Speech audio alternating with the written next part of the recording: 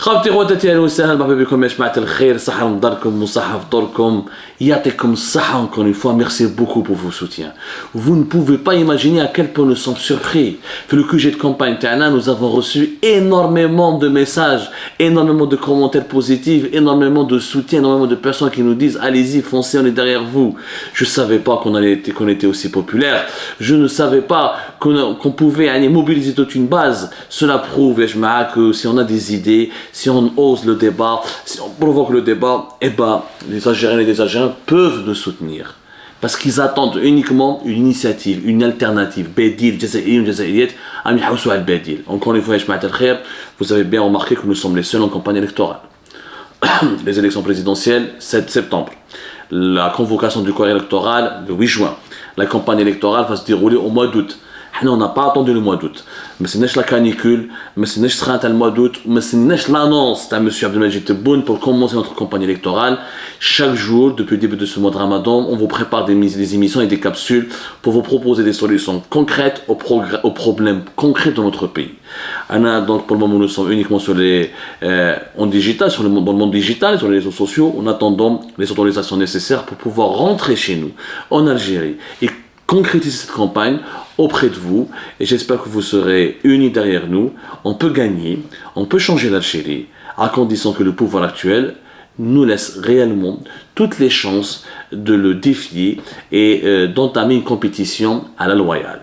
En attendant, aujourd'hui, on va passer à notre problème pour une autre solution. Aujourd'hui, dans notre programme présidentiel, je vais vous expliquer comment moi, président, je vais diviser le nombre de nos ministères par 2 et comment je vais réduire le nombre de nos ministères et de nos ministres parce que nous avons trop de ministres, trop de dirigeants pour uniquement zéro valeur ajoutée pour le pays, zéro création de richesse, zéro valeur ajoutée, zéro développement. Ça doit s'arrêter. Il faut absolument revoir tout le fonctionnement de notre État. Suivez-nous.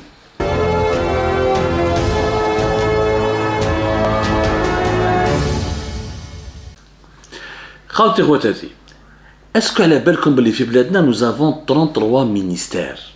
Il y a 33 ministres. C'est simple. Je n'aime pas faire de philosophie, pour vous démontrer que ces ministres n'ont absolument aucune efficacité, pas la moindre valeur ajoutée pour notre pays, pas la moindre utilité. Nous un exercice simple, nous un sondage d'opinion, on se reçoit Chab el-Jazaïr, nous un échantillon représentatif de la rue ou de la population algérienne. Et on va leur poser la question suivante, on va leur dire combien de ministres actuellement au pouvoir, combien de ministres actuellement en fonction dans votre pays, donnez-nous 5 ou 6 noms d'un 5 ou 6 ministres. Combien de ministres connaissez-vous réellement? Wallah ya jama'a, vous allez être surpris par le résultat de ce sondage. Il y a des ministères qui sont totalement méconnus. Il y a des ministres qui n'ont sans garde du corps, tellement ils sont fantomatiques. Des ministères et des ministres totalement fantomatiques. Le ministère de la relation avec le Parlement, ministère de l'environnement, ministre de la pêche, micro-entreprise, l'économie numérique, tout ça, c'est de la connerie. Est-ce que vous savez que la loi de finances à 2024, les élections électorales, est-ce que vous savez que les ministères qui composent le gouvernement algérien, les 33 ministères, combien ils vont nous coûter? Ils vont nous coûter pour l'année 2024 l'équivalent de plus de 113 milliards de dollars. 113 milliards de dollars que nous allons dépenser sur un gouvernement composé de personnes totalement méconnues de l'opinion publique. Sans bien sûr s'attarder sur le niveau de nos ministres. Les clown, واحد يقول لك double 6, واحد يقول لك فراك, واحد يمشي بلي بلاك, واحد يتمسخر يعيط خدام لي كاميرا. يعني un ramassis de clowns, d'idiots et d'incompétents pour lesquels nous allons dépenser 113 milliards de dollars, c'est effectivement en dinars, 249 milliards de dinars, c'est l'argent que bouffent les 33 ministères composant le gouvernement algérien. C'est du vol, c'est le plus grand scandale de détournement de l'argent public de l'histoire de l'Algérie indépendante. Je dirais même que c'est l'un des plus grands scandales de l'histoire de l'humanité. 113 milliards de dollars qui est le budget de plusieurs pays africains réunis, un gouvernement totalement inefficace qui n'a pas construit un trottoir. Un trottoir Madéroche. Maintenant, les anciens projets à l'époque de Bouteflika. Je vous demande et je vous défie de nous montrer un projet. Tous les gouvernements qui ont été. Tebboune, il a eu 3 ministres, Djerrad, Ayman Ben Abdelrahman ou Nadir Ben Arbaoui. Donc on va dire, bon, Djerrad, il a été jusqu'en 2021, Ayman Ben Abdelrahman, il a survécu à plusieurs remaniements gouvernementaux. Les 4 ou 5 gouvernements qui ont été mis en place par Tebboune, je vous défie de me donner un bilan chiffré et factuel, me démontrant qu'ils ont apporté des réalisations où là ils ont donné à l'Algérie des solutions à ces problèmes. Rien, nada. Qu'est-ce que je vais faire quand moi je serai président? C'est simple. Je n'aurai un gouvernement de 15 ministres. 15, ça me suffit largement. Je dis bien 33 ministres. Je dis bien 33 ministres. Je peux même pas les réunir dans une salle de réunion. Des dépenses, chaque ministre a un logement, des gardes du corps, des voitures pour sa famille, un secrétaire club des pains, tout ça c'est fini. Je divise le gouvernement, le nombre de ministères je le divise par 2. Alors c'est ça, il y a des ministères que je vais supprimer. Ministère des Affaires religieuses, bye bye. Ministère des Moudjahidines, bye bye. Ministère de l'Environnement, bye bye. Ministère de la Solidarité Nationale, bye bye. Un grand nombre de ministères que je vais supprimer. Attends, blague.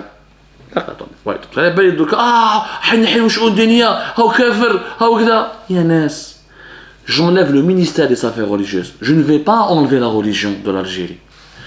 الدين ملكية الشعب. الدين ليست ملكية الدولة. Il y aura une direction des affaires religieuses dans le ministère de l'Intérieur. Ministère des Moudjahidines. Mais nous allons un ministère pour des gens qui ont fait la guerre il y a 60 ans. C'est comme si demain je vais faire le ministère du passé. Maintenant dire le ministère du passé, le ministère de Massinissa, le ministère de Kahina, le ministère de l'Akhdaoui, je sais pas quoi. On aura des ministères de tout et n'importe quoi. Là, les Moudjahidines, ce sera une direction qui sera rattachée au ministère de l'Intérieur.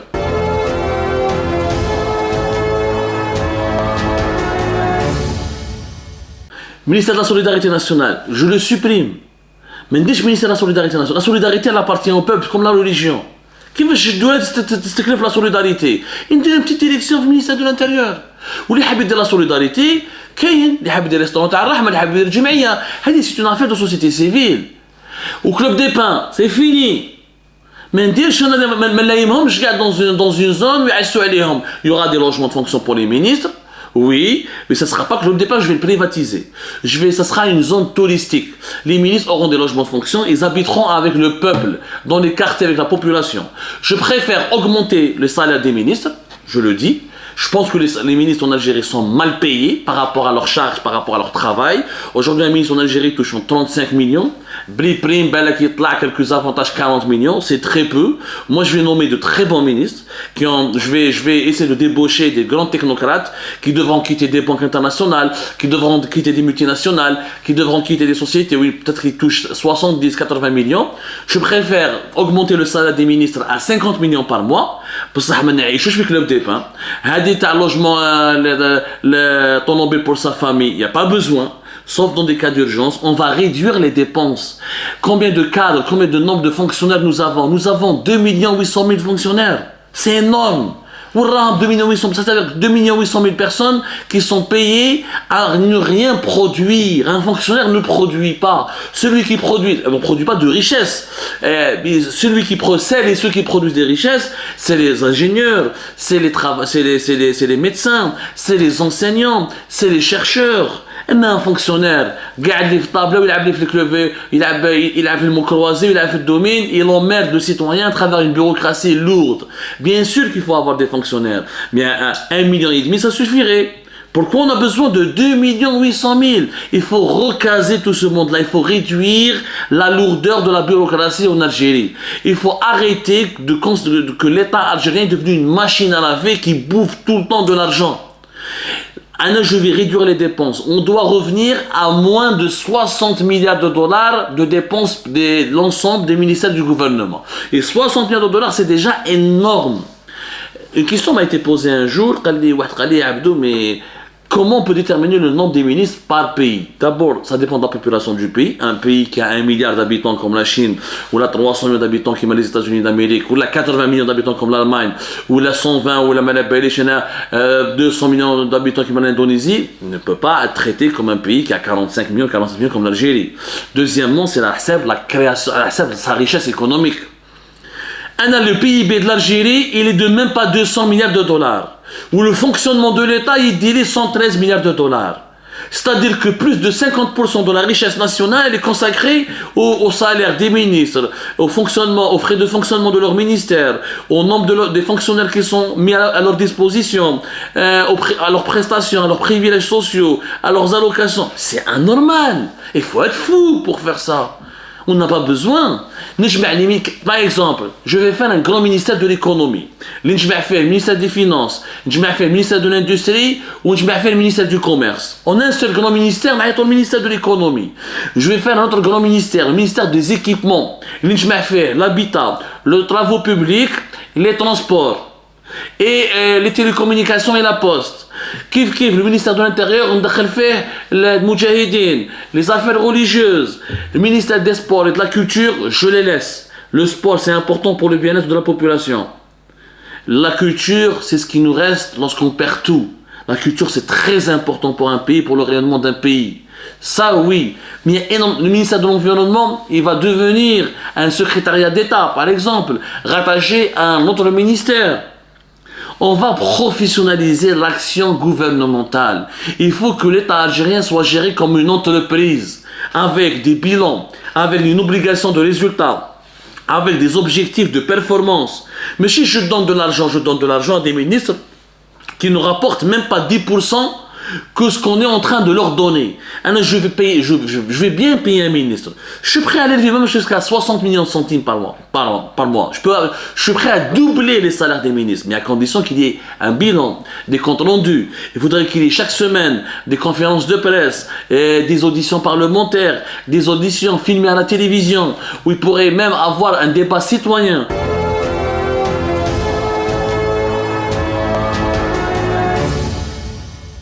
Chaque semaine, des citoyens tirés au sort, ils rencontrent le ministre chargé d'un département précis pour lui poser des questions, pour s'entretenir avec lui. Il faut que le ministre en Algérie ait les marges de manœuvre pour bien travailler, ait des bonnes conditions de vie, un bon salaire, mais aussi doit se conformer à l'obligation de faire des résultats et de rendre des bilans.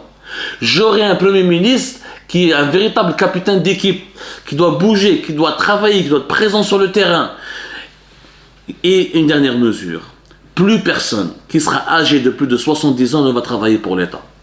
Je suis désolé, on est un pays jeune, un pays très jeune, on a 75% de la population pratiquement moins de 35 ans. Je ne vais plus prendre des dirigeants à 70 ans. 70 ans, خويا يجيك un AVC تموت يا خويا دير لا روتريت تاعك روح اللي حاب يروح الحج اللي حاب يروح كلوب مات روح عيش حياتك. Ne viens pas prendre la place ou la représenter ou la essayer de régler les problèmes d'un pays qui fait l'âge dans la population, dans la majorité de la population fait l'âge de ton fils.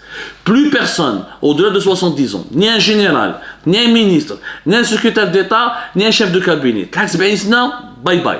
65 ans, je peux accepter. L'expérience, c'était à partir de 70 ans, bye bye. Tu transmets du flambeau, tu transmets ton expérience, ou de la retraite. Il faudrait que le gouvernement que je vais mettre en place, il faudrait qu'il y ait un quota pour les jeunes. Il faut que l'âge moyen soit de 45 ans. Pourquoi? Parce que nous avons besoin de personnes en bonne santé, qui sont capables de travailler 13 heures, 14 heures par jour, qui peuvent faire des visites sur le terrain, qui ont l'état physique et psychique de fournir des efforts pour le développement du pays. Comme l'actuel Premier ministre, ou le 80 ans, il faut dire la vérité, mesquin. Il est capable d'un pic de tension, d'aïmallah. Ça doit finir. Nous sommes un pays jeune, nous avons besoin de dirigeants jeunes et de dirigeants solides, à la fois physiquement et mentalement. Et une dernière mesure importante que je vais faire. Quand tu deviens ministre, ou là quand tu es directeur central, ou là quand tu prends une fonction importante au sein du gouvernement, tes enfants n'ont plus le droit, ni tes enfants, ni ton épouse, ni ton frère, ni ta sœur n'ont le droit de travailler avec une institution de l'État. pour éviter les conflits d'intérêts. مش انت ministre de transport ولا تخدم في الديبارتمون دي ترونسبور وعندك بنتك ولا وليدك ولا الكوزه ولا فاميتك يخدموا في الجيري يعني كونفلي دانتيري مش انت راك شاف تيتا ماجور وعندك بنتك تخدم في سوناتراك مش انت راك بريمي مينيستر وعندك وليدك في سوناتراك ça ne doit plus exister à partir du moment où un parent occupe une fonction officielle au sein de l'État l'enfant la progéniture doit se désengager de son poste ما نحاوزوش je lui garantis son salaire. Parce que c'est pas de ma faute. Vous avez nommé mon père ou là ma mère ou là mon frère, je vais perdre un boulot. Ne t'inquiète pas, ton salaire sera conservé et le jour où ton père ou là ton parent quitte la fonction ministérielle ou la responsabilité gouvernementale, tu retrouveras ton poste. Comme ça, il n'y aura pas de conflit d'intérêts. Parce que les conflits d'intérêts sont à la base de la corruption, à la base des mauvaises décisions, à la base de la dilapidation de l'argent public. Voici les 3 solutions que je propose pour avoir un ministère, pour avoir un gouvernement de guerre, une équipe, une dream team, et pour se débarrasser de cette mauvaise tradition que l'Algérie, qui colle à l'Algérie depuis de très nombreuses années, des gouvernements XXL avec des bilans minuscules et insignifiants, pour ne pas dire chaotiques et catastrophiques. Vive le changement, et le changement, il doit commencer maintenant.